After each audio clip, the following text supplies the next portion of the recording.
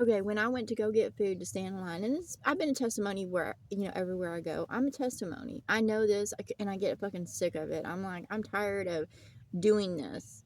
But at lines I go and stand in, and I give them specific instructions, and all they have to do is hand out food. That's part of their work, and they get paid for it, or they volunteer and get points for it.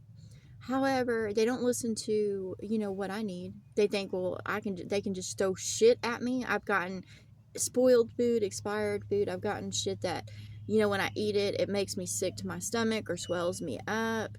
I was like, how is this nourishing? And I say to them that preach this fucking Lord's name at me, he can take all y'all and fucking shove y'all up his ass. I don't give a fuck. I'm not going to call him Lord. I'm not going to call him God, because he's not fucking for me.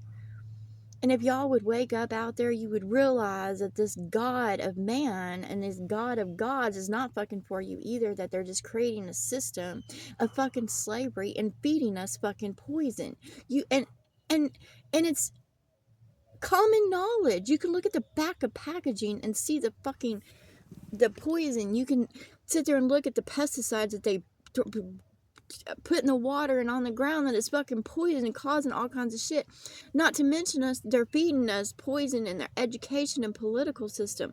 They're branding us with their names, and they're putting on shows so that we fight over who gets a piece of them. I'm not fighting over who gets a fucking piece of those pieces of shit that have no love for me. They're not my gods, they're not my lords, they're not my teachers, they're not my fucking preachers, they're not my churches. And they're not my fucking friends. And that's what I say out there to all that I've ever known. You're not my fucking friends, my family. You're not my children. You're not nothing, because you have no love for me. And I can tell that every fucking day by actions towards me.